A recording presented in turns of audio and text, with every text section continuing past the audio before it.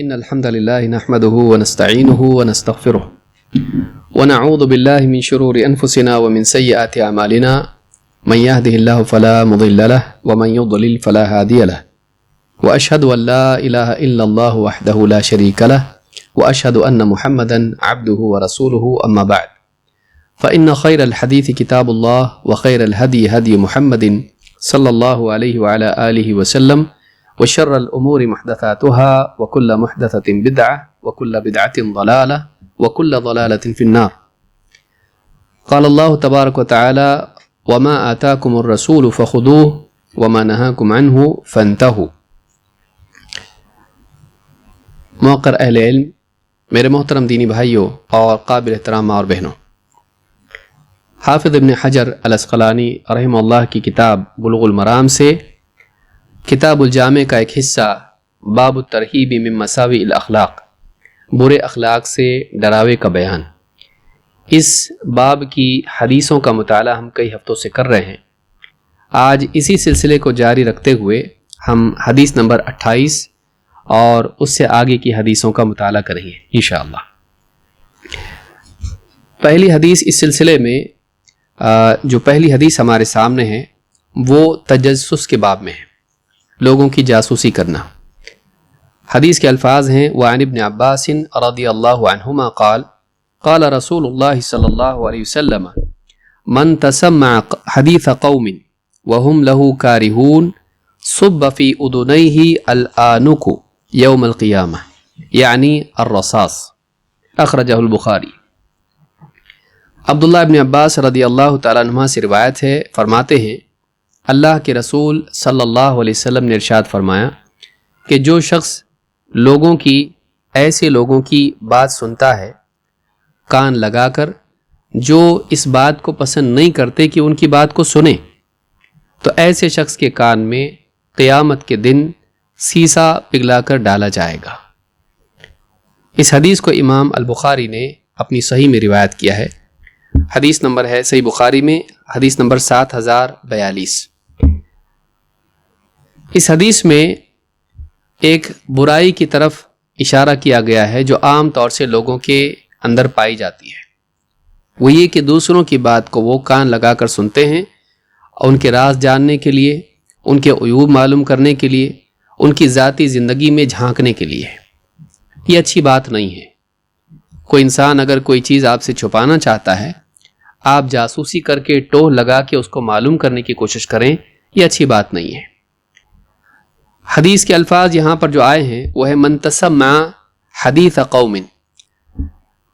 ابن حجر رحمہ اللہ نے اس حدیث کو بالمعنی روایت کیا ہے۔ امام البخاری کے الفاظ تھوڑے مختلف ہیں، اس میں من استمع الی حدیث قوم ہے، تسمع کی جگہ صحیح بخاری کی حدیث میں استمع ہے۔ معنی دونوں کے ایک ہی ہیں، تھوڑا سا فرق ہے۔ استماع کا مطلب ہوتا ہے دھیان سے سننا، لیکن تسمع کا مطلب ہوتا ہے کوشش کر کے، تکلف کر کے، محنت کر کے زبردستی سننے کی کوشش کرنا۔ تو یہاں پر جو لفظ ہے تسمع، یہ بخاری کی حدیث میں نہیں ہے بلکہ یہ مسند احمد میں ہے۔ امام احمد نے اپنی مسند میں اس کو روایت کیا ہے اور ان کے الفاظ ہیں من تسمع الی حدیث قوم، جو کوشش کر کے، ٹوہ لگا کے، محنت کر کے کسی کی بات کو سننے کی کوشش کرے، راز والی بات کو۔ تو مسند احمد میں یہ حدیث ہے 2213 پر۔ تو اس حدیث سے یہ بات معلوم ہوتی ہے کہ لوگوں کی بات سننے کی کوشش کرنا، خصوصاً ایسی باتیں جو وہ رازداری کی بات کر رہے ہیں، آپس میں نہیں چاہتے ہیں کہ کوئی سنے، یہ اسلام میں جائز نہیں ہے، حرام ہے۔ کیسے معلوم پڑا جائز نہیں حرام ہے؟ اس لیے کہ اس پر اللہ کے نبی صلی اللہ علیہ وسلم نے قیامت کے دن ایک سخت وعید بیان کی ہے کہ ایسے انسان کے کان میں قیامت کے دن سیسا پگھلا کر ڈالا جائے گا۔ تو کوئی معمولی چیز نہیں ہے، ظاہر بات ہے کہ بہت بری بات ہے، اسی لیے اتنی بڑی سزا اس کی دی جا رہی ہے۔ شیخ ابن عثیمین رحمہ اللہ فرماتے ہیں تسمع ای صار یسارقہم السمع۔ تسمع کا مطلب ہوتا ہے کہ وہ چوری چوری ان کی بات کو سننے کی کوشش کرے، بمعنی ینصت وہم یظنون انہ لا یسمع، اس اعتبار سے کہ مثلا لوگ بیٹھے ہیں کونے میں کہیں بات کر رہے ہیں اور یہ بھی مسجد میں بیٹھا ہوا ہے یا یہ کہیں اور بیٹھا ہوا ہے مجلس میں، اور یہ خاموش بیٹھا ہوا ہے، لوگ یہ سمجھ رہے ہیں کہ یہ نہیں سن رہا ہے، موبائل میں بزی ہے یا کسی اور کام میں ہے، اور یہ چوری سے ان کی بات کو سننے کی کوشش کرے دھیان لگا کے. تو اس طرح سے یہ تسمع کے معنی میں آتا ہے. کہتے ہیں کہ بمعنی ینصت وهم یظنون انہ لا یسمع لکنہ یتصید ماذا یقولون. لیکن وہ کیا ہے، گویا کہ جیسے کوئی آدمی شکار پکڑتا ہے، اس کے پیچھے بالکل چپکے سے جا کے اس کو پکڑنے کی کوشش کرتا ہے، اسی طرح سے یہ آدمی بھی ان کی بات کو کسی طرح سے پا لینے کی کوشش کرتا ہے. تو ایسا انسان گناہ گار ہے، خصوصاً ایسی صورت میں جبکہ حدیث میں آیا ہے کہ وہ ہم لہو کارہون، وہ پسند نہیں کرتے کہ وہ بات کو سنیں، وہ پسند نہیں کرتے کہ بات کو سنیں. کوئی اپنی اولاد کے بارے میں بات کر رہا ہے، کسی عالم سے مشورہ کر رہا ہے، کوئی اپنی بیوی کے بارے میں، کوئی یعنی عورت اپنے شوہر کے بارے میں مسئلہ پوچھ رہی ہے، تو ایک آدمی کان لگا کر اس کو سننے کی کوشش کرے، ان کی ذاتی زندگی کے عیوب، کمیاں، مسائل اور اس طرح کی چیزوں کو جاننے کی کوشش کرے، تو یہ اچھی بات نہیں ہے. مسلمان تجسس کرنے والا نہیں ہوتا ہے، یہ اچھا اخلاق نہیں ہے. اللہ کے نبی صلی اللہ علیہ وسلم کی ایک اور حدیث اسی باب میں ہے اور اسی معنی میں ہے. اللہ کے نبی صلی اللہ علیہ وسلم فرماتے ہیں وَمَنِ اسْتَمَعَ إِلَى حَدِيثِ قَوْمٍ وَلَا يُعْجِبُهُمْ أَن يُسْتَمَعَ حَدِيثُهُمْ أُضِيبَ فِي أُذُنَيْهِ الْآنُكَ، کہ جو آدمی کسی قوم کی یعنی کچھ لوگوں کی بات کو دھیان لگا کر سنے اور انہیں یہ بات پسند نہیں ہو کہ ان کی حدیث، ان کی بات سنی جائے. حدیث کے معنی عربی زبان میں بات کے ہوتے ہیں، تو ان کی بات کوئی سنے وہ پسند نہیں کرتے، لیکن پھر بھی یہ دھیان لگا کہ ان کی بات کو سنے، ٹوہ لگا کہ ان کی بات کو سنے، تو قیامت کے دن اس کے کان میں سیسا، پگھلایا ہوا سیسا ڈالا جائے گا، اونڈیلا جائے گا. اس حدیث کو امام احمد نے روایت کیا ہے، مسند احمد حدیث نمبر 10,549، اور حدیث کی سند صحیح ہے. علامہ صنعانی رحمہ اللہ سبل السلام میں فرماتے ہیں والحدیث دلیل علی تحریم استماع حدیث من یکرہ سماع حدیثہ.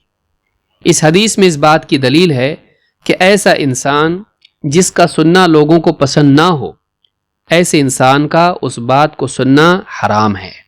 وَيُعْرَفُ بِالْقَرَائِنِ أَوْ بِالتَّصْرِيحِ. کیسے معلوم پڑے گا کہ وہ لوگ پسند نہیں کرتے ہیں؟ کہتے ہیں کہ دو اعتبار سے، ایک تو قرائن کے ذریعے سے اور دوسرے صراحت کی بنیاد پر. جیسے مثلا قرائن کی بنیاد پر، جیسے کوئی آدمی سرگوشی سے اس طرح سے بات کر رہا ہے، کسی کے کان میں قریب جا کر بات کر رہا ہے اور یہ بھی اپنا کان لگا دے وہاں پر سننے کے لیے، تو یہ کیا ہے، وہ جب وہ ایسے بات کر رہا ہے تو اس کا مطلب یہ ہے کہ وہ سنانا نہیں چاہتا ہے. یا کوئی آدمی کسی کو تنہائی میں کونے میں لے جائے اور بات کر رہا ہو، تو قرائن سے معلوم ہو رہا ہے کہ یہ چاہتا ہے کہ تنہائی میں بات کرے، کوئی سنے نہیں، لیکن پھر دوسرا آدمی اس بات کو سنتا ہے تو یہ حرام ہے. یا اسی طرح سے مثلا تین آدمی کھڑے تھے، اب کوئی آدمی کوئی مسئلہ پوچھنا چاہتا ہے، کوئی گھریلو زندگی کا مسئلہ یا کچھ اور بات کرنا چاہتا ہے، تو کسی کو کہے کہ میں تھوڑا الگ سے بات کرنا چاہتا ہوں، آپ معذرت چاہتا ہوں، برا تو نہیں مانیں گے. تو اس طرح سے آدمی تنہائی میں صراحت کے ساتھ بول دے کہ مجھ کو اکیلے میں ان سے بات کرنا ہے، ایک مسئلہ پوچھنا ہے یا کچھ اپنی زندگی کا مشورہ کرنا ہے. اب وہ صراحت کے ساتھ بول رہا ہے کہ میں نہیں چاہتا کہ کوئی اس کو سنے، تنہائی میں بات کرنا ہے. تو دونوں اعتبار سے یہ بات معلوم ہو سکتی کہ ایسا انسان چاہتا ہے کہ وہ بات کوئی اور نہ سنے. تو صراحت سے یا قرائن سے یہ بات معلوم ہو سکتی ہے. اسی طرح سے شیخ عبداللہ الفوزان کہتے ہیں کہ وَتُعْرَفُ الْكَرَاهَةُ بِالتَّصْرِيحِ أَوْ بِالْقَرَائِنِ كَإِغْلَاقِ الْبَابِ أَوْ خَفْضِ الصَّوْتِ. کہتے کہ صراحت سے یا قرائن سے بات معلوم ہو سکتی ہے کہ فلاں آدمی نہیں سنانا چاہتا ہے. کیسے؟ جیسے کوئی آدمی دروازہ بند کر لے، جیسے کچھ لوگ ہیں ان کی میٹنگ ہو رہی ہے اور وہ چاہتے ہیں کہ کوئی مسئلہ ہے جو سب کے سامنے نہ جائے، دروازہ بند کر دیا، اب یہ کان لگا کے دروازے کو سن رہا ہے کہ اندر کیا چل رہا ہے، یا سوراخ میں سے دیکھ رہا ہے کہ اندر کیا چل رہا ہے. تو اس طرح سے کرنا جائز نہیں ہے. اسی طرح سے کوئی آدمی آواز اپنی بالکل پست کر کے سرگوشی سے بات کرے، یہ بھی اس بات کی علامت ہے کہ وہ نہیں چاہتا کہ لوگ اس کو سنیں. تو منحۃ العلام میں بات انہوں نے کہی ہے. قرآن کریم میں بھی اللہ رب العالمین نے اس بات سے منع کیا ہے کہ ہم تجسس کریں، جاسوسی کریں، لوگوں کے حالات کو جاننے کے لیے جاسوسی کریں. اللہ تعالیٰ سورۃ الحجرات میں آیت نمبر 12 میں فرماتا ہے ولا تجسسوا ولا تجسسوا، ایک دوسرے کی جاسوسی مت کرو۔ جاسوسی کرنا کیا ہے؟ چپ کے کسی کی بات کو سننا یا کسی کے حال کو دیکھنا، کسی کے راز کی معلومات حاصل کرنے کی کوشش کرنا۔ ولا تجسسوا، ایک دوسرے کی جاسوسی آپس میں مت کرو۔ شیخ ابن عثیمین رحمہ اللہ اس بارے میں فرماتے ہیں کہ من ابتلی بالتجسس او بالتحسس تجدہ فی الحقیقت قلقا دائما فی حیاتہ، کہ جو آدمی یعنی لوگوں کی جاسوسی کرتا ہے، خود یا تحسس کرتا ہے، کسی اور کے ذریعے سے جاسوسی کراتا ہے۔ تجسس کا مطلب ہوتا ہے آدمی خود کسی کی جاسوسی کرے، اور تحسس کا مطلب ہوتا ہے ہا کے ساتھ میں، تحسس کا مطلب ہوتا ہے خود جاسوسی نہ کرے، کسی اور کے ذریعے سے جاسوسی کرائے۔ تو فرماتے ہیں کہ من ابتلی بالتجسس او بالتحسس تجدہ فی الحقیقت قلقا دائما فی حیاتہ، ایسے آدمی کو تو پائے گا کہ وہ زندگی بھر عام طور سے قلق، یعنی ہمیشہ اس کے دل میں ایک قسم کا قلق ہوتا ہے، ایک قسم کی اس کے دل میں غم، مایوسی، دکھ، اس کے دل میں تکلیف اور درد اس کے دل میں ہوتا ہے۔ وَيَنْشَغِلُ بِعُيُوبِ النَّاسِ عَنْ عُيُوبِهِ وَلَا يَهْتَمُ بِنَفْسِهِ، اور ایسا انسان ہمیشہ دوسروں کے عیوب پر نگاہ رکھتا ہے، اور دوسروں کے عیوب کی تلاش اسے اپنے عیوب کے دیکھنے اور ان کی اصلاح سے ہمیشہ باز رکھتی ہے، محروم کر دیتی ہے۔ جو آدمی ہمیشہ دوسروں کے عیوب جاننے کی کوشش میں ہوتا ہے، ایسا انسان اپنے عیوب کی اصلاح سے محروم ہو جاتا ہے، جبکہ اصل زندگی کا مقصد یہ ہے کہ وہ اپنے عیوب کو اپنی زندگی سے نکالیں۔ قد افلح من تزکا یا قد افلح من زکاہا، آدمی مکلف اس بات کا ہے کہ اس کے اپنے عیوب وہ ختم کرے، دوسروں کے عیوب جان کر اس کا فائدہ کیا ہونے والا ہے، جبکہ خصوصاً اس کی زندگی ان سے جڑی ہوئی بھی نہیں ہے۔ لیکن بعض لوگوں کے مزاج میں ہوتا ہے کہ وہ ساری دنیا کے عیوب جاننے کی کوشش کرتے ہیں تاکہ کسی طرح سے ان کمزوریوں کو جان کے وہ ان کا فائدہ اٹھا سکیں، کسی کو بے عزت کر سکیں، کسی کو بلیک میل کر سکیں، کسی پر دباؤ ڈال سکیں، کسی کی تحقیر لوگوں کے درمیان کر سکیں، لوگوں کے درمیان اس کے معاملات کو بیان کر کے لوگوں کا یعنی ان کی نگاہوں کا مرکز بننے کی کوشش کریں، ان کی توجہات کا مرکز بننے کی کوشش کریں۔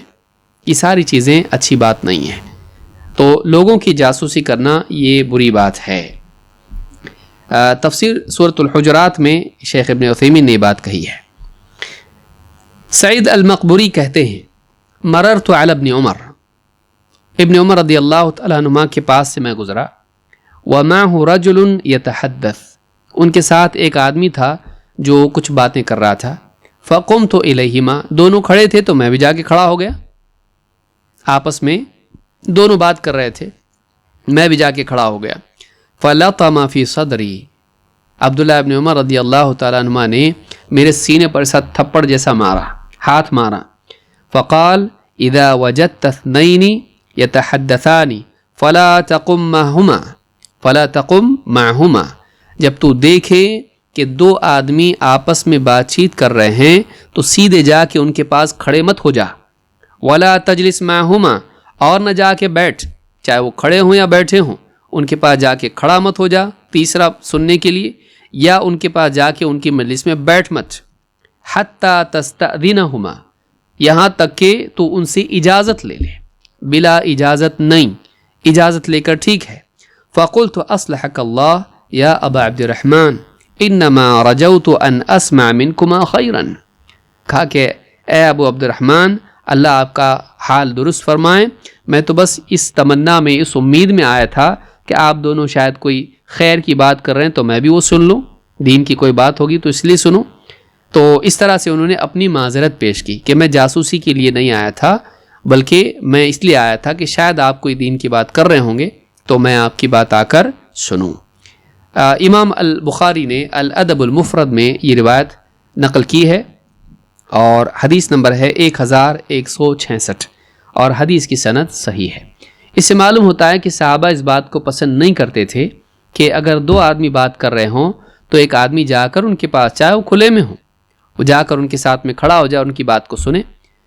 تو اب وہ کیا کریں، خاموش ہو جائیں؟ اگر واقعی ایسی بات ہوگی جو راز کی ہوگی تو ان کو چپ ہونا پڑے گا، اس کو بھی برا لگے گا کہ بھائی کیا بات کر رہے تھے، اور ان کو بھی برا لگے گا۔ اس سے بہتر یہ ہے کہ ایک آدمی جب دیکھے کہ دو لوگ بات کر رہے ہیں تو ان کی اجازت لے کر ان کے پاس جائے کہ میں آ سکتا ہوں، کوئی آپ کی پرائیویٹ بات تو نہیں ہے۔ اگر وہ کہے کہ ہاں تھوڑا سا ہم کچھ ذاتی مسئلے پر گفتگو کر رہے ہیں، برا بھی نہیں مانے۔ بعض لوگوں کو برا لگتا ہے کہ ایسی کون سی بات ہے جو آپ مجھ سے چھپا رہے ہو، میں پرایا ہوں کیا آپ کا، تو اس کو برا لگتا ہے۔ بہت ساری باتیں آدمی اپنے بالکل قریبی سے بھی نہیں بتا سکتا ہے۔ ایک آدمی مثال کے طور پر اپنے بھائی سے وہ بات نہیں کر سکتا ہے جو ڈاکٹر سے کر سکتا ہے، یا اپنے دوست سے جو بات کر سکتا ہے وہ اپنی بیوی سے نہیں کر سکتا ہے۔ تو بعض اوقات بہت ساری زندگی کے تجارتی، طبی یا کچھ اور مسائل، دینی مسائل ہوتے ہیں جو ہر آدمی سے چاہے وہ کتنا ہی قریب ہو، چاہے وہ کتنا ہی قریبی ہو، اس کے سامنے بیان نہیں کرنے ہوتے ہیں۔ ہر بات کا ایک اہل ہوتا ہے، ہر بات کا ایک شخص ہوتا ہے جس کے سامنے بات بیان کی جاتی ہے، ہر بات سب کے سامنے بیان نہیں کی جاتی ہے۔ تو یہ سمجھداری بھی لوگوں میں ہونا چاہیے۔ اگر کوئی آدمی آپ سے چاہے کہ بھائی تھوڑا سا مجھ کو اکیلے میں بات کرنا ہے، تو اس کی اس پرائیویسی کو رسپیکٹ کرنا چاہیے، اس سے برا نہیں ماننا چاہیے، اتنا برا نہیں ماننا چاہیے، کیونکہ ہر آدمی کے پاس کچھ ایسی باتیں ہوتی ہیں جو سب سے شیئر نہیں کر سکتا ہے۔ تو اس حدیث سے بات معلوم ہوتی ہے۔ لیکن کیا سوال یہاں یہ پیدا ہوتا ہے کہ کیا سرے سے جاسوسی حرام ہے؟ کیا کسی کی تحقیق کرنا ہی غلط ہے؟ نہیں، بعض ایسے حالات بھی ہوتے ہیں جن میں جاسوسی کرنا ضروری ہو جاتا ہے، جائز نہیں بلکہ ضروری ہوتا ہے۔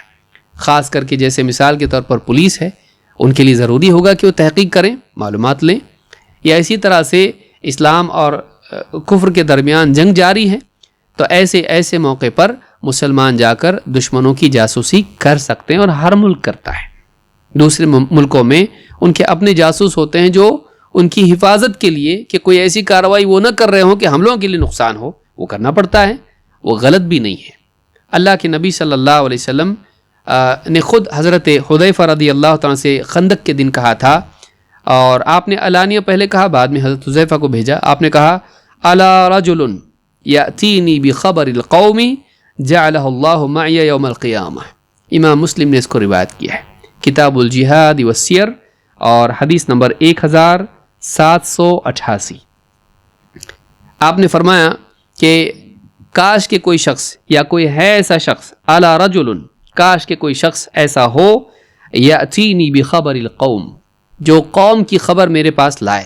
قوم سے مراد دشمن قوم، قریش، مشرکین، کفار۔ تو کہا کہ قوم کی خبر میرے پاس لے آئے، کاش کہ کوئی شخص، کیا ملے گا اس کو؟ جعلہ اللہ معی یوم القیامہ، قیامت کے دن اللہ تعالیٰ اسے میرے ساتھ رکھے گا۔ قیامت کے دن اس شخص کو میری معیت، میرا ساتھ، میرا قرب، میری رفاقت نصیب ہوگی۔ تو یہ فضیلت آپ نے بیان کی کیونکہ معاملہ بڑا خطرے کا تھا، دشمن کے کیمپ میں جا کے وہاں کی بات معلوم کر کے آنا، جان کو جوخم میں ڈالنا ہے، بہت خطرے کا معاملہ ہے۔ تو آپ صلی اللہ علیہ وسلم نے اس مفارقت کو، یعنی اس کے بدلے میں کہا کہ قیامت کے دن اللہ تعالیٰ اس کو میرے قریب کرے گا۔ تو اس حدیث سے بات معلوم ہوتی ہے کہ ایسے ہنگامی حالات میں جس میں سیکیورٹی کا مسئلہ ہو، کئی لوگوں کی جان و مال کا مسئلہ ہو، ایسے وقت میں ایسا کام کرنا جو اس کے اہل ہوں ان کے لیے کوئی مسئلہ نہیں ہے۔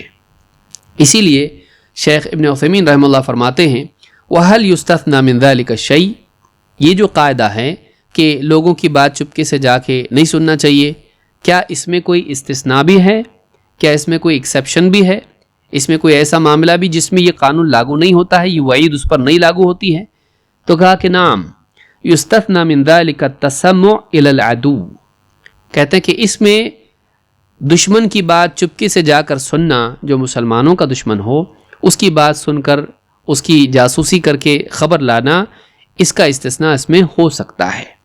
فإن التسمع الى العدو جائز، اس لیے کہ دشمن سے جا کر ان کی بات سن کے آنا یہ جائز ہے۔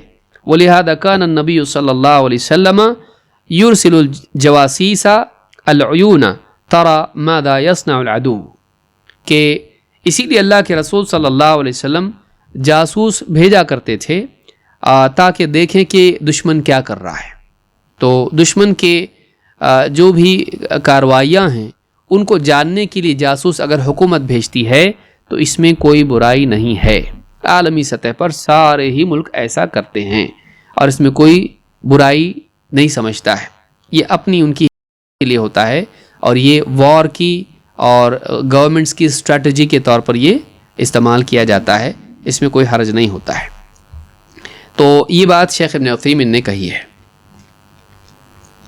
اسی طرح سے فرماتے ہیں کہ وَمِن فَوَائِدِ الْحَدِيثِ أَنَّ الْجَزَاءَ مِن جِنْسِ الْعَمَلِ.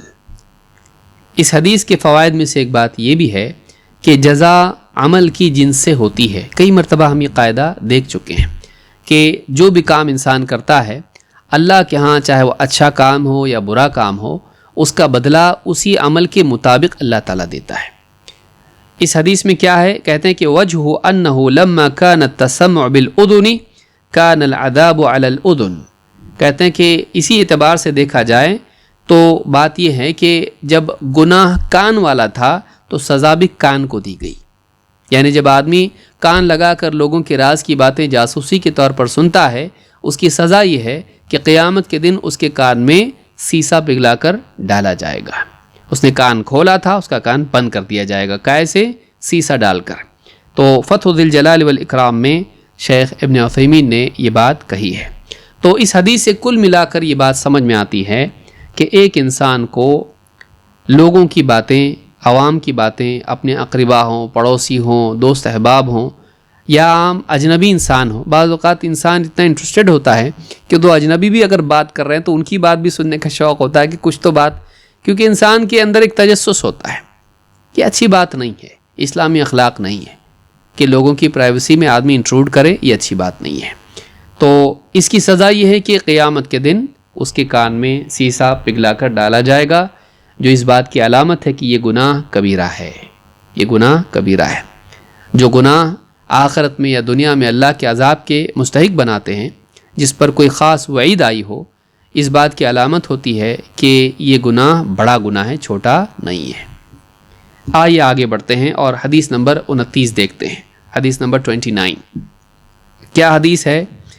وعن انس قال قال رسول اللہ صلی اللہ علیہ وسلم طوبى لمن شغله عیبه عن عیوب الناس اخرجہ البزار باسناد حسن. ایک اعتبار سے دیکھا جائے تو یہ حدیث پچھلی حدیث سے ایک اعتبار سے متعلق ہے کہ بعض اوقات انسان، جیسے پچھلی حدیث میں ہم نے دیکھا کہ لوگوں کے عیوب یا ان کے حالات، ان کے مخفی معاملات، ان کو جاننے کے لیے تجسس کرتا ہے. یہاں اس حدیث میں بات ہے کہ عقل مند آدمی وہ ہے جو لوگوں کی فکر سے زیادہ اپنی فکر کرنے والا ہو، لوگوں کے عیوب کو جاننے سے زیادہ اپنے عیوب کا معائنہ اور اس کی اصلاح اس کے لیے زیادہ مہم ہو، زیادہ اہم ہو.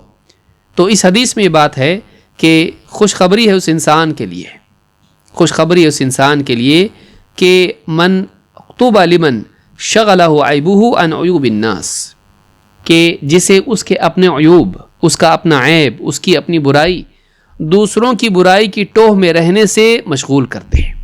وہ اپنی کمیوں میں اتنا بزی ہو جائے، ان کی اصلاح میں، ان کو جاننے میں، کہ دوسروں کے بارے میں کھود کرید کرنے سے وہ محفوظ ہو رہا. اس کو اتنا وقت ہی نہ ملے کہ بھائی دوسروں کے عیوب دیکھنے کے لیے میرے پاس وقت ہی نہیں ہے، میرے اندر اپنے اتنے عیب ہیں کہ ان کو ڈھونڈنا اور ان کی اصلاح کرنا، اسی میں میرا وقت چلا جاتا ہے. کیونکہ مکلف آدمی اسی کا ہے کہ وہ اپنے عیوب سے نجات حاصل کر کے اللہ کے پاس پاک صاف ہو کر جائے. یہ نہیں کہ سارے جہاں کے عیوب معلوم کر کے انفارمیشن منسٹر بن کے اللہ کے پاس پہنچے، نہیں، وہ اپنے عیوب کی اصلاح کرنے میں زیادہ انٹرسٹڈ ہو. یہ سمجھدار آدمی ہے. اس حدیث کو امام البزار نے روایت کیا ہے، لیکن یہ حدیث سند کے اعتبار سے ضعیف ہے. شیخ الالبانی نے الجامع الصغیر میں اس حدیث کو ضعیف قرار دیا ہے، حدیث نمبر 3644 پر. یہ حدیث سند کے اعتبار سے ضعیف ہے، لیکن معنی کے اعتبار سے یہ حدیث صحیح ہے. یعنی احادیث کا معاملہ یہ ہوتا ہے کہ اس میں جو بات ہوتی ہے وہ بات صحیح ہوتی ہے، لیکن اس بات کا انتساب نبی صلی اللہ علیہ وسلم سے نہیں کیا جا سکتا ہے. کیوں؟ اس لیے کہ قابل اعتماد سند سے وہ ہم تک نہیں پہنچی. لہٰذا ہم یہ تو کہیں گے بات صحیح ہے، لیکن ہم یہ نہیں کہہ سکتے کہ واقعی اللہ کے نبی صلی اللہ علیہ وسلم نے یہ بات کہی ہے. تو شیخ الالبانی کہتے ہیں کہ ان الحدیث الضعیف سندن قد یکون صحیحا معنا، کبھی ایسا ہوتا ہے کہ ایک حدیث سند کے اعتبار سے ضعیف ہوتی ہے لیکن معنی کے اعتبار سے وہ صحیح ہوتی ہے. سند کے اعتبار سے ضعیف لیکن میننگ اس کے صحیح ہے، بات اس پہ جو بیان ہوئی صحیح ہے. لموافقت معناه لنصوص الشریعت، اس لیے کہ اس کے جو معنی ہیں وہ شرعی نصوص کے عموم کے مطابق ہوتی ہے. کئی ایسی باتیں اسلام میں آئی ہیں، کئی ایسی دلیل دوسری ہیں جن میں وہی بات آئی ہے تو یہ بات بھی انہی باتوں کے موافق ہوتی ہے. تو شرعی نصوص کے موافق ہونے کی وجہ سے بات صحیح ہوتی ہے لیکن حدیث صحیح نہیں ہوتی ہے. کہتے ہیں مثل حدیث طوبی لمن شغلہ عیبہ عن عیوب الناس، مثال کے طور پر اسی حدیث کو دیکھ لیجئے کہ خوشخبری اس انسان کے لیے جسے اس کے اپنے عیوب دوسروں کے عیوب کے پیچھے پڑنے سے محفوظ کر دیں، مشغول کر دیں. کہتے ہیں نحوہ کثیر ولکن ذلک مما لا یجیز نسبتہ الی النبی صلی اللہ علیہ وسلم. کہتے ہیں اس طرح کی کئی حدیثیں ہیں، سند سے ضعیف ہیں، معنی صحیح ہیں، لیکن پھر بھی بات یہ ہے کہ ان کے معنی کا صحیح ہونا اس بات کی گنجائش پیدا نہیں کرتا کہ ہم اس کی نسبت اللہ کے نبی صلی اللہ علیہ وسلم سے جوڑیں اور کہیں کہ یہ نبی صلی اللہ علیہ وسلم نے فرمایا. ہم یہ نہیں کہہ سکتے. تو چاہے کتنی صحیح بات حدیث میں کیوں نہ ہو، اس بات کو تو قبول کیا جا سکتا ہے لیکن اس بات کی نسبت اللہ کے نبی صلی اللہ علیہ وسلم کی طرف نہیں کی جا سکتی کیونکہ سندن وہ حدیث صحیح نہیں ہے. تو تحریم و آلات الطرب میں صفحہ نمبر 74 پر شیخ الالبانی نے یہ بات کہی ہے. تو کل ملا کے بات یہ معلوم ہوئی کہ بعض اوقات حدیث سندن ضعیف ہوتی ہے، معنن صحیح ہوتی ہے، لہٰذا علماء بعض اوقات اپنی کتاب میں بطور استشہاد اس کو پیش کرتے ہیں کہ بات تو چونکہ صحیح ہے اور حدیث ضعیف ہے، گھڑی ہوئی نہیں ہے. یہ بھی بات یاد رکھیں کہ ایک دم جھوٹی حدیث بیان کرنا ٹھیک نہیں ہے، لیکن بعض اوقات ضعیف حدیث ہوتی ہے لیکن اصولاً وہ بات صحیح ہوتی ہے. اس لیے علماء اخلاق کے باب میں بعض اوقات ان حدیثوں کو ذکر کرتے ہیں لیکن اس کی نسبت نبی صلی اللہ علیہ وسلم سے نہیں جوڑنا چاہیے. اور اگر اس کو اس طرح سے بتاتے بھی ہیں فلاں صحابی سے روایت ہے کہ نبی صلی اللہ علیہ وسلم نے فرمایا، آخر میں کہہ دینا چاہیے کہ یہ حدیث سند کے اعتبار سے ضعیف ہے تاکہ پڑھنے والا دھوکے میں نہ رہے، اس سے معلوم ہو جائے کہ حدیث ضعیف ہے. لیکن سوال یہ پیدا ہوتا ہے کہ بعض کتابوں میں یہ ذکر نہیں ہوتا ہے کہ حدیث ضعیف ہے جبکہ وہ حدیث ضعیف ہوتی ہے. ایسا کیوں ہوتا ہے؟ ایسا اس لیے ہوتا ہے کہ یا تو محدث کے نزدیک وہ حدیث صحیح ہوتی ہے، انہیں علم نہیں ہوتا کہ اس میں فلاں راوی جو ضعیف ہے. کبھی ایسا بھی ہوتا ہے. کبھی ایسا ہوتا ہے کہ ان کے نزدیک وہ راوی صحیح ہوتا ہے جس کے بارے میں دوسروں نے جرح کی ہے تو اس لیے وہ اس کو ذکر کرتے ہیں کیونکہ ان کے نزدیک راوی معتبر ہیں. کبھی ایسا ہوتا ہے کہ وہ بھول جاتے ہیں اور اسی طرح سے اس کو ذکر نہیں کرتے. کبھی ایسا ہوتا ہے کہ ایک نسخے میں وہ نہیں ہوتا ہے اور دوسرے نسخے میں اس کا بیان ہوتا ہے. نسخوں کے فرق کی وجہ سے بھی یہ بات ہم تک جو نسخہ پہنچتا ہے اس میں وہ چیز نہیں ہوتی ہے جبکہ کہیں اور انہوں نے بیان کیا ہوتا ہے. کئی اسباب اس کے ہوتے ہیں، لہٰذا محدثین سے بدگمان بھی نہیں ہونا چاہیے اور اتنا بڑی بات نہیں کہنا چاہیے دیکھیں حدیث صحیح اور بیان کر دیا انہوں نے، ایسا نہیں کرنا چاہیے. تو کم علمی جرأت پیدا کر دیتی ہے. بعض اوقات انسان کے پاس جب علم کم ہوتا ہے تو جیسے اتھلے پانی میں آواز زیادہ ہوتی ہے، گہرے پانی میں آواز کم ہوتی ہے. تو بعض اوقات تھوڑا سا علم آدمی کے پاس آ جاتا ہے تو سب سے پہلے وہ گنمشین علماء کی طرف پھیر لیتا ہے اور علماء کو شوٹ کرنا شروع کر دیتا کہ دیکھو انہوں نے ایسا کہا، دیکھو وہ عالم اتنے بڑے عالم ہو کے بھی انہوں نے غلطی کی. نہیں بولنا چاہیے، ان کے علم کے برابر ہمارا علم نہیں ہے. ہم سے 50 غلطیاں ہوتی ہیں، ہزاروں غلطیاں ہوتی ہیں. ان سے 2-4 کسی مسئلے میں غلطی ہو جائے تو ان کی عزت پہ کیچڑ اچھالنا شرافت کی چیز نہیں ہے. اس معنی میں ایک اور حدیث آئی ہے جو مزید اس بات کو پختہ کرتی ہے.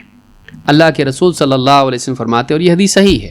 آپ فرماتے ہیں یبصر احدکم القذاة فی عین اخیہ وینسى الجدع فی عینہ.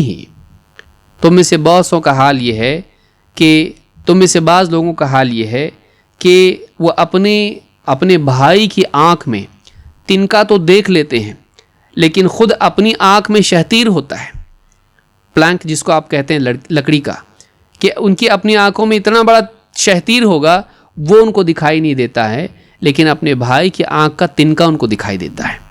اس حدیث کو امام ابن حبان اور اسی طرح سے امام البخاری نے الادب میں، اور اسی طرح سے امام البیہقی نے شعب الایمان میں روایت کیا ہے۔ صحیح ترغیب میں حدیث نمبر 2331 پر شیخ الالبانی کہتے ہیں کہ یہ حدیث صحیح ہے۔ تو بات اسی معنی میں ہے کہ ایک آدمی دوسروں کی چھوٹی چھوٹی چیزیں تنکا آنکھ کا اس کو دکھائی دیتا ہے، ذرا سا، جیسے ہم اپنی زبان میں اگر کہیں تو لوگوں کے کپڑوں پر لوگوں کے دامن کا نقطہ تو دکھائی دیتا ہے، لیکن اپنے دامن کا دھبا دکھائی نہیں دیتا۔ لوگوں کی چھوٹی چھوٹی غلطیاں بھی دکھائی دیتی ہیں، لیکن اپنی بڑی بڑی غلطیاں اس کو دکھائی نہیں دیتی ہیں۔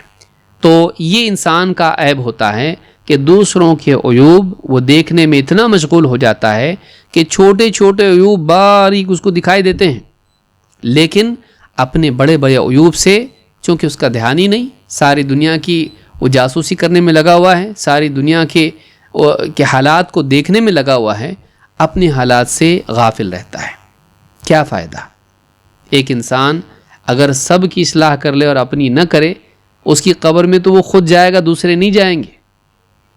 تو دوسروں کی تو اصلاح کر دیا، دوسروں کو تو نہلا دیا، لیکن اپنے عیوب اس کے باقی ہیں، اور اسی طرح سے نجس چلا جائے، کیسی بری بات ہے۔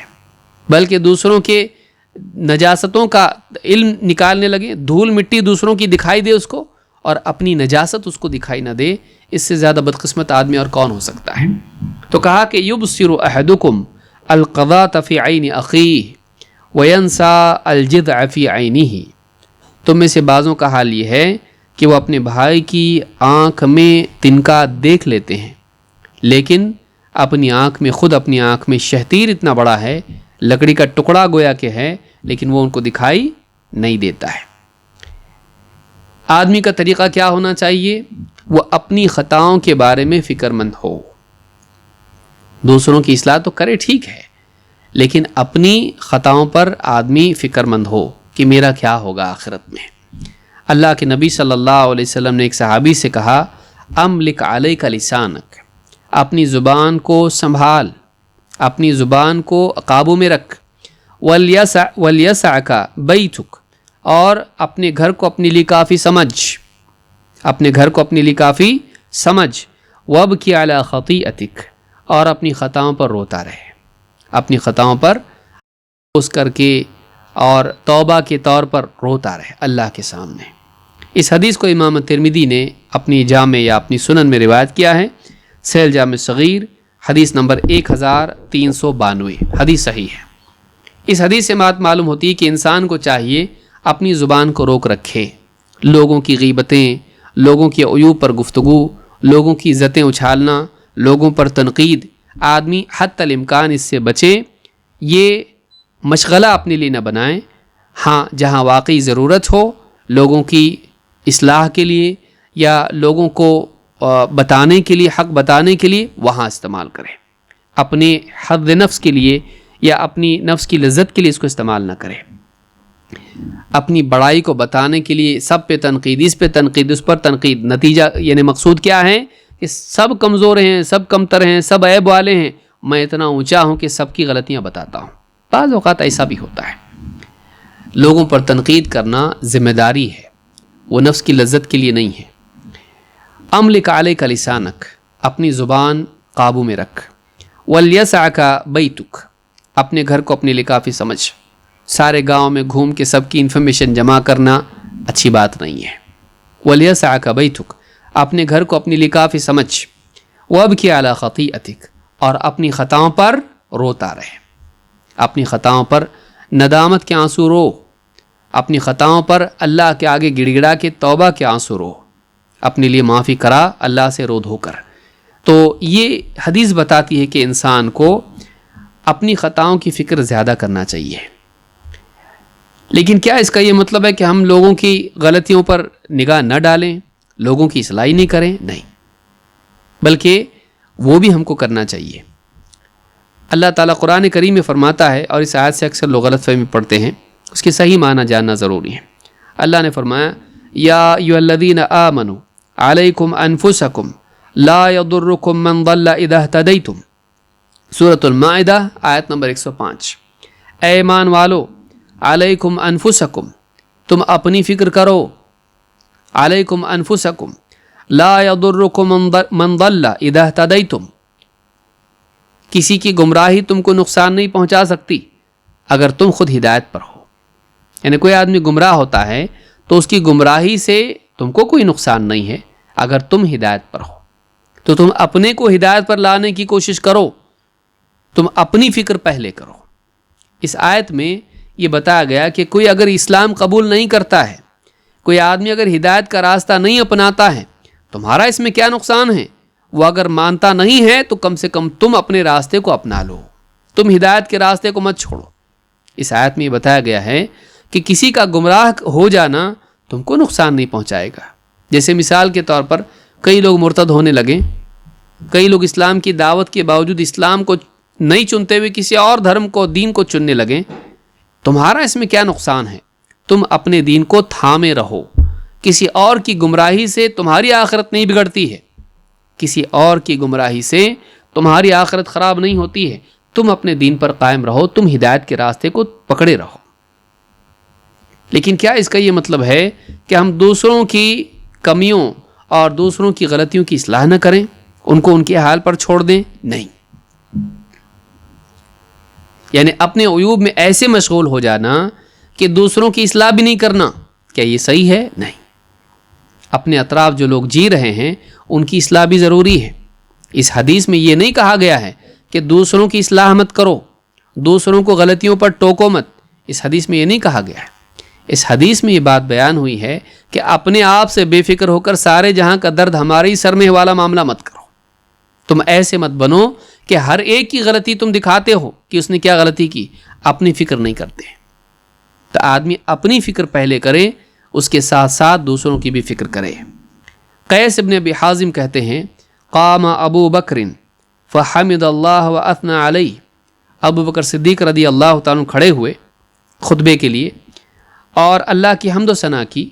सुम्मा क़ाल अय्युहन्नास, फिर खड़े होकर कहा, खुतबे में कहा कि अय्युहन्नास, ए लोगो, इन्नकुम तक़रऊन हाज़िहिल आया, तुम ये आयत पढ़ते हो, या अय्युहल्लज़ीना आमनू अलैकुम अनफुसकुम ला यदुर्रुकुम मन दल्ला इदा इहतदैतुम, तुम ये आयत पढ़ते हो, ऐ ईमान वालो, तुम अपनी फ़िक्र करो, तुम अपना ख्याल रखो, तुम अपने बारे में फ़िक्रमंद हो जाओ।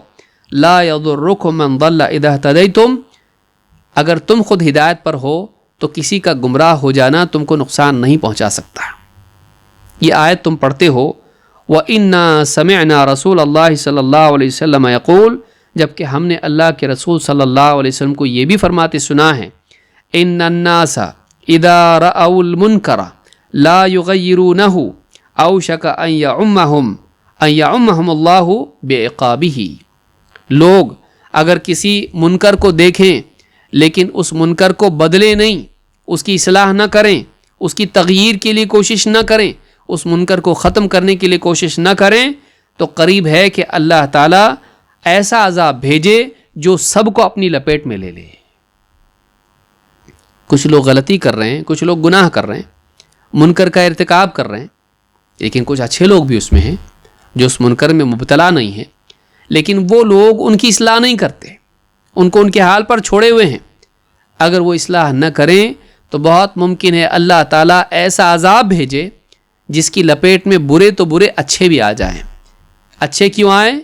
इसलिए कि उन्होंने उस बुराई को ख़त्म करने की कोशिश नहीं की और गलती करने वालों को रोकने की कोशिश नहीं की।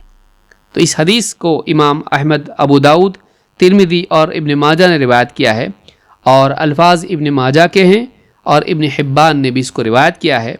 इब्न माजा में यह हदीस मौजूद है 4005 नंबर पर, 4005 पर, और शेख अल-अलबानी कहते हैं कि हदीस सही है। इस हदीस से बात मालूम होती है कि इस आयत का ये मतलब नहीं है अलैकुम अनफुसकुम, तुम बस अपनी फ़िक्र करो, दूसरों को बिल्कुल उनके हाल पर छोड़ दो, ये मतलब नहीं है। बल्कि तुम खुद हिदायत को थामे रहो, चाहे दूसरे गुमराह हो जाएं, उनका गुमराह हो जाना तुमको नुकसान नहीं पहुंचाएगा, उनकी वजह से तुम हिदायत को मत छोड़ो। یہاں آیت میں یہ بات بیان کی جا رہی ہے، تم ہدایت پر ہو نا، دوسروں کی گمراہی تم کو نقصان نہیں پہنچا سکتی ہے،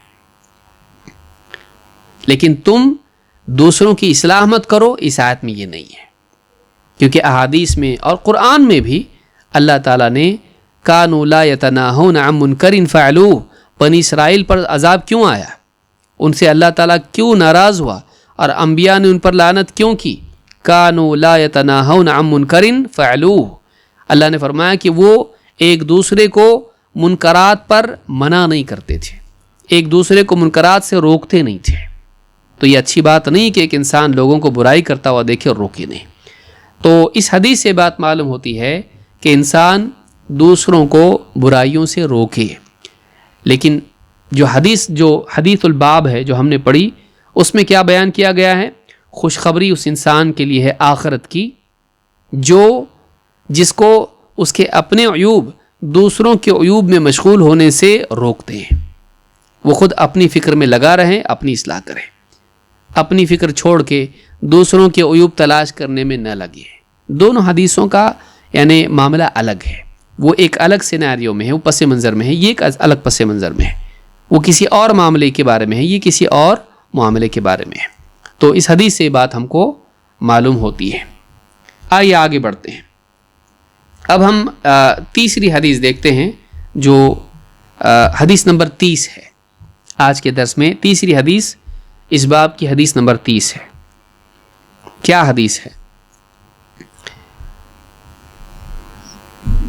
وعن ابن عمر رضی اللہ عنہما، یہ حدیث حضرت عبداللہ ابن عمر رضی اللہ تعالیٰ عنہما سے آئی ہے۔ فرماتے ہیں قال رسول اللہ صلی اللہ علیہ وسلم من تعاظم فی نفسه واختال فی مشیته لقی اللہ وهو علیہ غضبان، اخرجہ الحاکم ورجالہ ثقات۔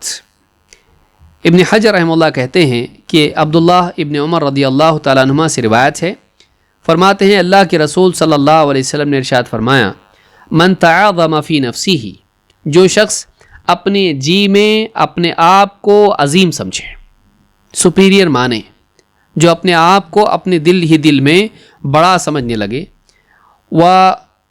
واختال فی مشیتہ، اور اپنی چال میں گھمنڈ کی چال چلے، چلنے پھرنے میں گھمنڈ کے طور پر، تکبر کے طور پر اور فخر کے طور پر چلے، اس کے چلنے میں وہ چیز نمایاں ہو، لقی اللہ وهو علیہ غضبان، وہ اللہ تعالیٰ سے اس حال میں ملے گا کہ اللہ تعالیٰ اس پر بہت غصہ ہوگا، وہ اللہ تعالیٰ سے اس حال میں ملے گا کہ اللہ تعالیٰ اس پر غصہ ہوگا۔ اس حدیث کو امام الحاکم نے روایت کیا ہے، اور ابن حجر رحمہ اللہ فرماتے ہیں وَرِجَالُهُ ثِقَات، اس کے رجال ثقات ہیں۔ ثقہ کا مطلب ہوتا ہے قابل اعتماد، حافظے کے اعتبار سے بھی اور تقوی کے اعتبار سے بھی۔ کسی راوی کے بارے میں اگر محدث کہے کہ یہ ثقہ ہے، کا مطلب ہوتا ہے کہ وہ قابل اعتماد ہے حدیث کے میدان میں، کس اعتبار سے؟ یادداشت کے اعتبار سے بھی اور تقوی اور دینداری کے اعتبار سے بھی، تو ایسے انسان سے حدیث لی جا سکتی ہے۔ امام البخاری نے بھی الادب المفرد میں اس حدیث کو روایت کیا ہے، حدیث نمبر 549 پر 549، تو 549 پر یہ حدیث الادب المفرد میں بھی موجود ہے۔ مسند احمد کے الفاظ ہیں من تعظم فی نفسہ، یہاں پر ابن حجر نے جو لفظ استعمال کیا ہے وہ من تعظم فی نفسہ، لیکن مسند احمد کے الفاظ کیا ہیں؟ من تعظم فی نفسہ، جو اپنے جی میں اپنے آپ کو عظیم سمجھے، میں بہت عظیم ہوں، میں بہت اونچا ہوں، میں بڑا ہوں، میں بہت زبردست ہوں۔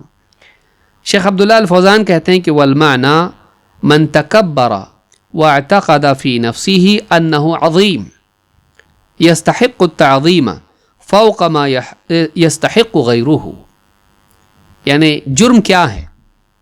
پہلا جرم کیا ہے؟ 2 جرم اس میں ہیں، اس کی سزا کیا ہے؟ اللہ تعالیٰ سے وہ اچھے حال میں نہیں ملے گا، اس حال میں ملے گا کہ اللہ تعالیٰ اس سے بہت غصہ ہوگا، اس پر بہت غصہ ہوگا۔ تو غلطی کیا ہے؟ من تکبر، جو تکبر کرے، گھمنڈ کرے، اپنے آپ کو بڑا سمجھے، واعتقد فی نفسہ انہ عظیم، اور اپنے جی میں اس بات کا اعتقاد رکھے، یہ سمجھے کہ میں بہت عظیم ہوں، میں بہت اونچا ہوں، سپیریئر ہوں. یستحق التعظیم فوق ما یستحق غیرہ، میری تعظیم اتنی ہونی چاہیے کہ دوسرے کی نہیں ہونی چاہیے. لوگ میرا احترام کریں، مجھے بڑا مانیں، میری عزت کریں دوسروں سے زیادہ، مجھے خاص جگہ ملے، مجھے لوگ ملے تو خاص طور سے ملیں، میرا خوب احترام کریں، میرے لیے ایسے کلام اور ایسے انداز سے گفتگو ہو جیسی دوسروں کے لیے نہیں ہے. میرا مقام اونچا ہے، میں اونچا ہوں. ایسا اگر کوئی آدمی مانتا ہے تو یہ بہت بڑی غلطی ہے. شیخ عبداللہ الفوزان کہتے ہیں کہ وقتال فی مشیتی ہی، مشیتی یہاں پر حدیث میں جو لفظ آیا ہے مشیہ میم کے کسرہ کے ساتھ میں، یعنی وقتال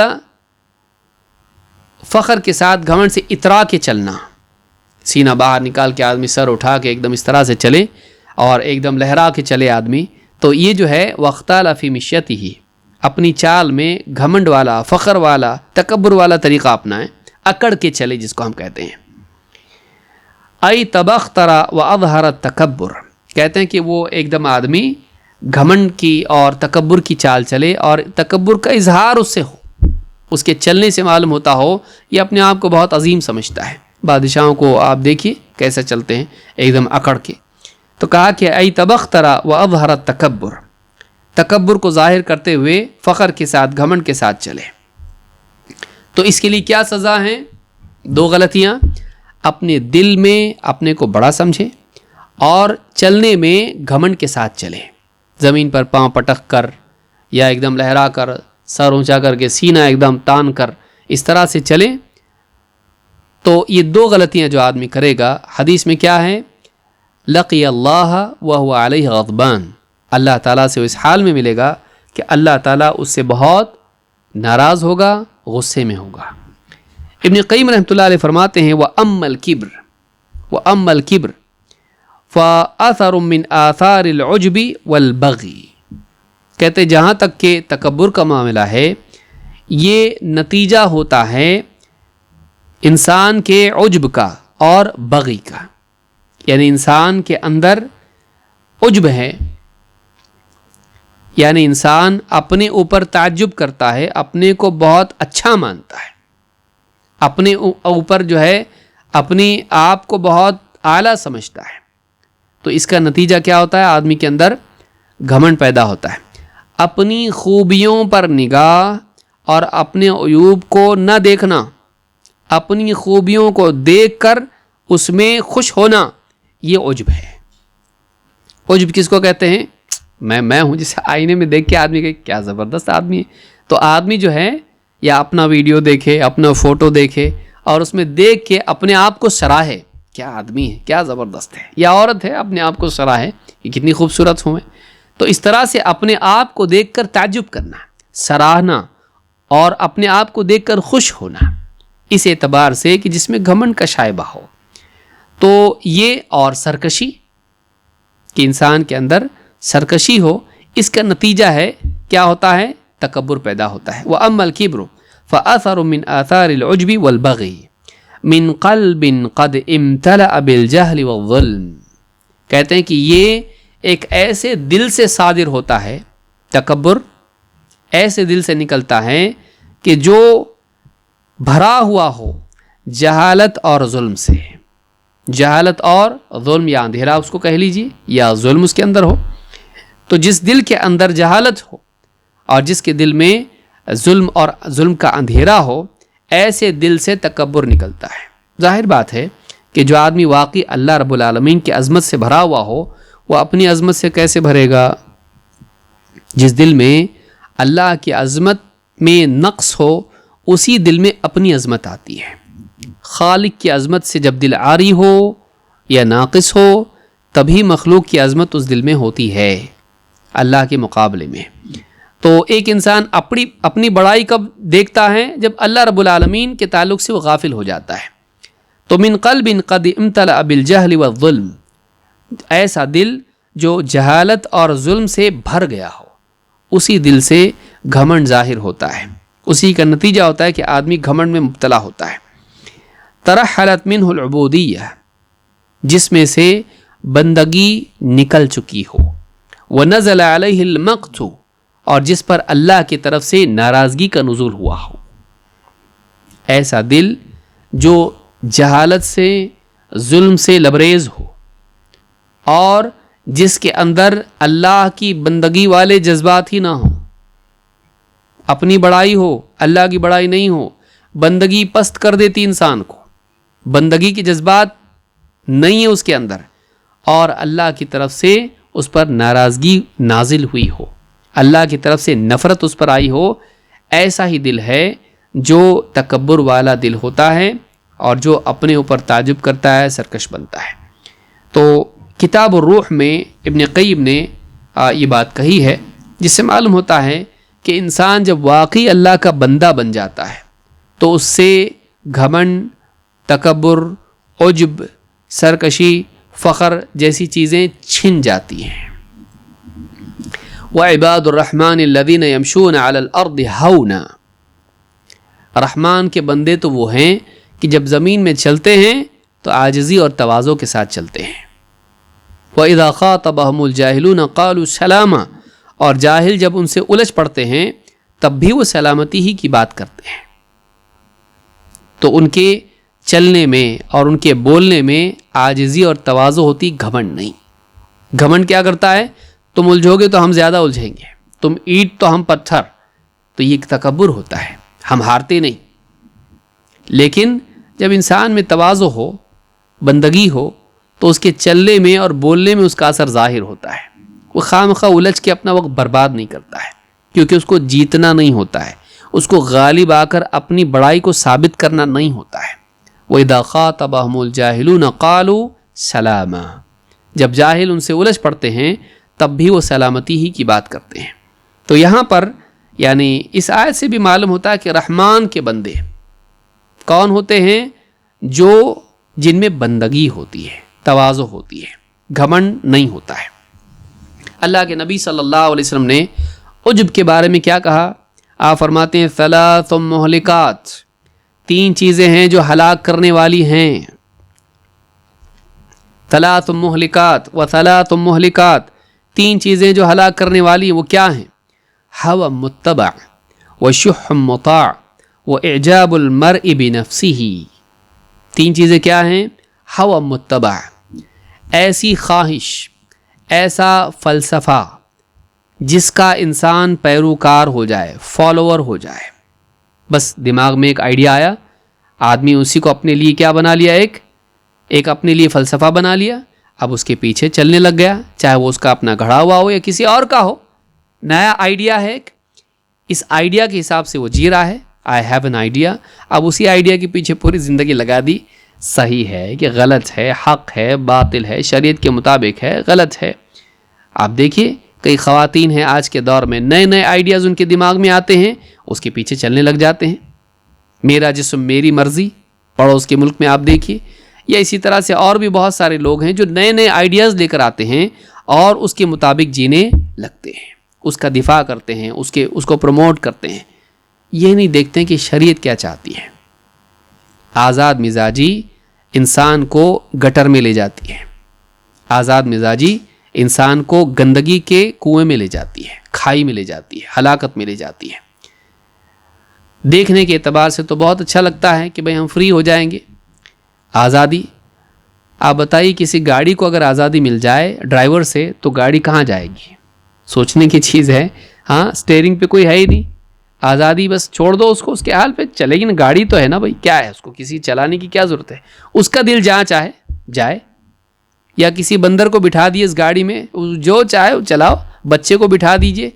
نہیں، سمجھدار کے ہاتھ میں سٹیئرنگ ہونا چاہیے.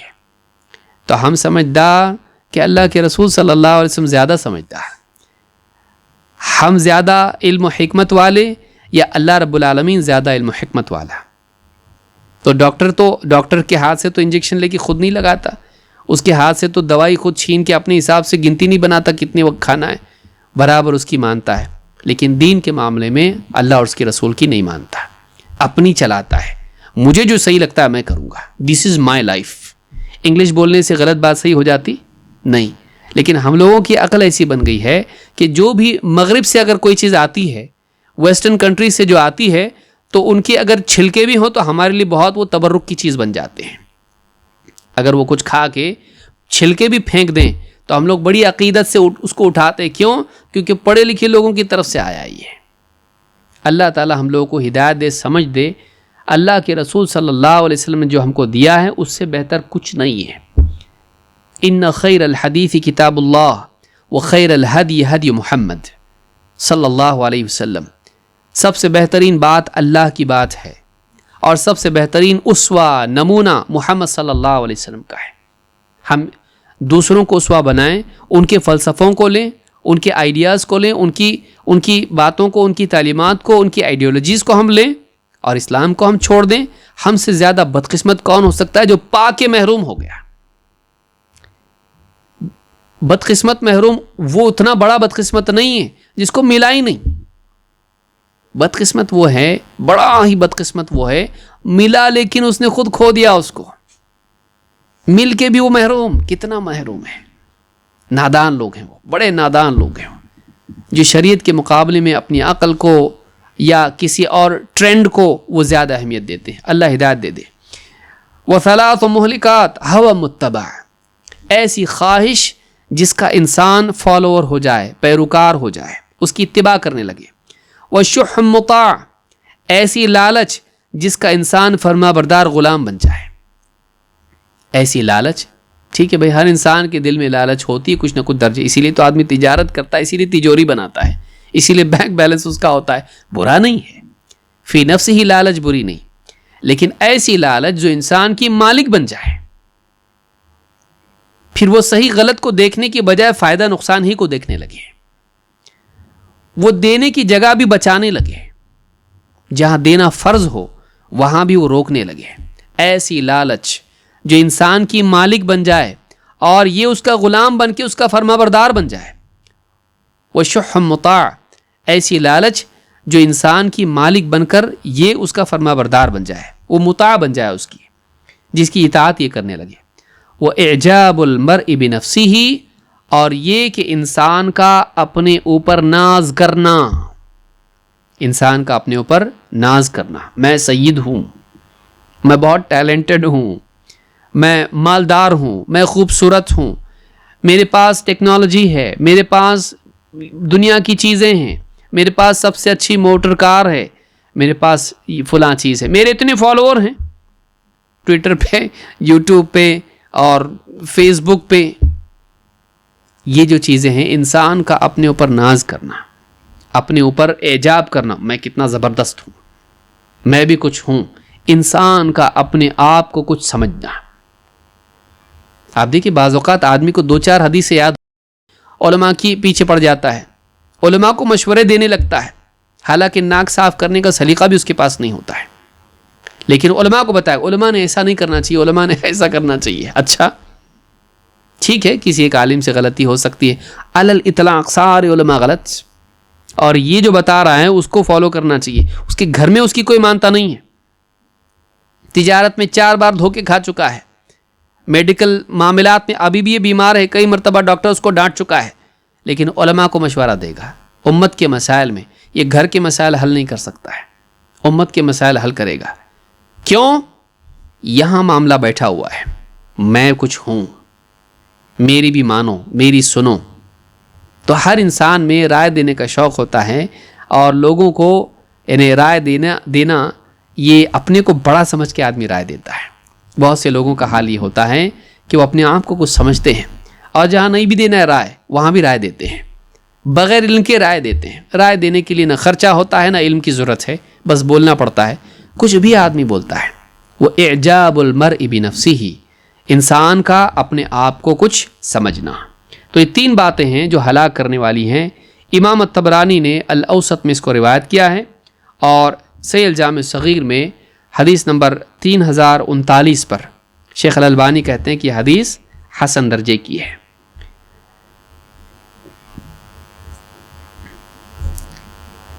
اللہ تعالیٰ قرآن کریم میں فرماتا ہے وَلَا تُصَعِّرْ خَدَّكَ لِلنَّاسِ وَلَا تَمْشِ فِي الْأَرْضِ مَرَحًا. لوگوں سے منہ پھلا کے پھیر مت. وَلَا تُصَعِّرْ خَدَّكَ لِلنَّاسِ. لوگوں سے اپنے گال پھیر مت، منہ پھلا کے ان سے بات مت کر یا ان سے اعراض مت کر. جیسے بہت متکبر لوگوں کی عادت ہوتی ہے, کوئی بات آدمی ان سے کرا تو کہیں اور دیکھیں گے کہ یہ بہت بڑا آدمی ہے, تو اس لائق نہیں کہ میں تجھ پہ توجہ دوں. لوگوں کا حال ہوتا ہے. اب دنیا میں بہت طرح کے لوگ ہیں, رنگ برنگے لوگ ہیں, وہ اپنی بڑائی کو جتانے کے لیے بہت کچھ کرتے ہیں. کہ کوئی آدمی ان سے بات کر رہا ہے تو وہ دوسری طرف دیکھے گا یہ بتانے کے لیے کہ میں بہت بڑا آدمی ہوں, اتنا ایک دم توجہ سے تجھ کو دیکھوں تو اتنا بڑا ہے تھوڑی ہے, تو میں کہیں اور دیکھوں گا. لوگوں کو چھوٹا محسوس کرانے کے لیے ایسا کرتے ہیں. تو کہا وَلَا تُصَعِرْ خَدَّكَ لِلنَّاسِ وَلَا تَمْشِ فِي الْأَرْضِ مَرَحًا, اور زمین میں اترا کر مت چل. ان اللہ لا يحب كل مختال فخور, اللہ تعالیٰ ایسے انسان کو پسند نہیں کرتا ہے جو اکڑ کے چلتا ہے اور فخر کرتا ہے. اللہ تعالیٰ ایسے انسان کو پسند نہیں کرتا جو اکڑ کے چلتا ہے, مختال اور فخور ہو. فخور فخر کرنے والا, بات بات پہ فخر کرتا ہے. ہم یہ میں نے میری ہسٹری تم دیکھو معلوم پڑے گا, اور میں اتنا میری اتنے اچیومنٹس ہیں, اور میں اس خاندان کا ہوں, اور میں ایسا ہوں, میری یہ کوالیفیکیشن ہے. فخر کرنے والا اللہ تعالیٰ ایسے انسان کو پسند نہیں کرتا ہے. یہ سورہ لقمان میں آیت نمبر 18 میں اللہ نے کہا ہے. اللہ کے نبی صلی اللہ علیہ وسلم فرماتے ہیں خرج رجل ممن کان قبلکم, تم سے پہلے کا آدمی تھا, اپنے گھر سے نکلا, فی حلۃ لہو, اپنے ایک لباس پہن کے, خاص زینت والا لباس پہن کے, یختال فیہا, اور اس میں اکڑ کے چل رہا تھا. گھر سے ایک دم زبردست لباس زیب تن کیا, پہنا, اور اس کے بعد اکڑ کے چلنے لگا زمین پر. فَأَمَرَ اللَّهُ الْأَرْضَ فَأَخَذَتْهُ فَهُوَ يَتَجَلْجَلُ فِيهَا إِلَى يَوْمِ الْقِيَامَةِ فَهُوَ يَتَجَلْجَلُ فِيهَا أَوْ قَالَ يَتَلَجْلَجُ فِيهَا إِلَى يَوْمِ الْقِيَامَةِ إِلَى يَوْمِ الْقِيَامَةِ. کہا کہ اللہ تعالیٰ نے زمین کو حکم دیا تو زمین نے اس کو دھنسا دیا.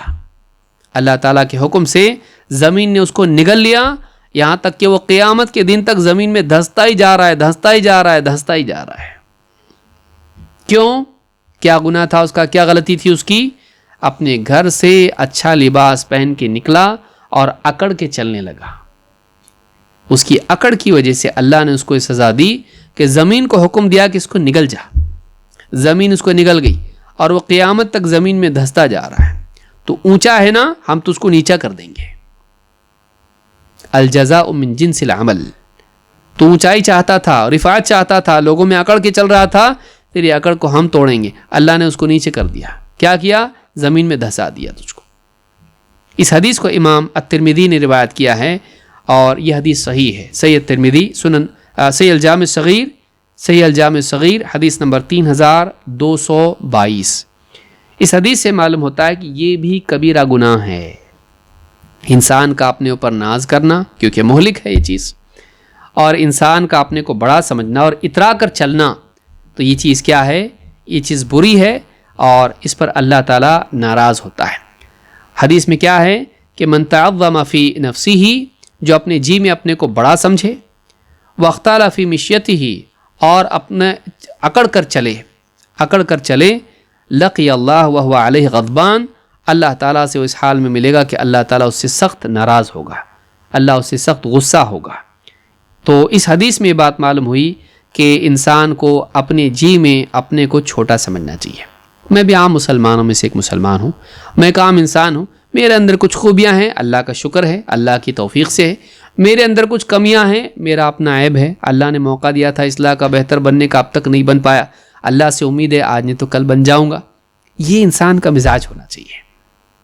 اللہ کی عطا کی ہوئی خوبیوں پر شکر کرے, اپنی طرف نسبت نہ کرے, میرا کمال ہے, اللہ کا احسان ہے, اور اپنی جو کمیاں ہیں ان کی نسبت اپنی طرف کرے, اور یہ مانے کہ میری کمیاں ہیں, یہ میری کوتاہیاں ہیں. اللہ سے امید رکھے کہ اللہ اس کو بہتر بننے کا موقع دے گا. یہ صحیح ایٹیٹیوڈ ہے انسان کا زندگی میں جینے کا. شکر اور ندامت دونوں کو ساتھ میں لے کر چلنا, اپنی اصلاح کی فکر اور اپنی خوبیوں پر اللہ کا شکر, ان کے ساتھ آدمی زندگی میں آگے بڑھے, ایسا انسان بیلنسڈ آدمی ہے. اپنی خوبیوں پر فخر کرنا یا اپنی غلطیوں کو دیکھ کر اللہ کی رحمت سے مایوس ہو جانا, دونوں بھی غلط ہے. امید اور شکر کے ساتھ آدمی چلے, تواضع کے ساتھ آدمی چلے, یہ آدمی دنیا میں بھی کامیاب ہے، اور لوگ بھی ایسے انسان سے محبت کرتے ہیں۔ اکڑنے والے سے کوئی محبت کرتا نہیں، سامنے تعظیم کرے گا، پیچھے غیبت کرے گا، سامنے بولے گا۔ ہر اکڑنے والے کو کچھ خوشامدی مل جاتے ہیں، وہ کہے گا میں بہت زبردست ہوں، ہاں صاحب آپ بہت زبردست ہیں، آپ سے زبردست کون ہو سکتا ہے، آپ کی طرح تو کوئی پیدا ہی نہیں ہوا 100 سال میں، تو بولیں گے بولنے والے، ان کا فائدہ ہوتا ہے اس لیے بولتے ہیں۔ منفعت پسند لوگ ایسے گھمنڈی لوگوں کو جھوٹی خوشامدی مل جاتے ہیں، لیکن پیچھے کہیں گے بے وقوف آدمی ہے، کیا سمجھتا ہے اپنے آپ کو، پیچھے آپ کی برائی کریں گے۔ اللہ ہم سب کی حفاظت کرے۔ لیکن اگر آدمی تواضع والا ہو تو اس سے لوگ محبت کرتے ہیں، اس سے لوگ محبت کرتے ہیں، نفرت نہیں کرتے ہیں۔ اللہ تعالی ہم سب کو ان نفسیاتی، سائیکولوجیکل یا اخلاقی برائیوں سے اللہ تعالی ہم کو محفوظ رکھے، اور ایک اچھا مسلمان بن کر اچھے اخلاق کے ساتھ زندگی گزارنے کی توفیق عطا فرمائے۔ اقول ھذا واستغفر اللہ لی ولکم۔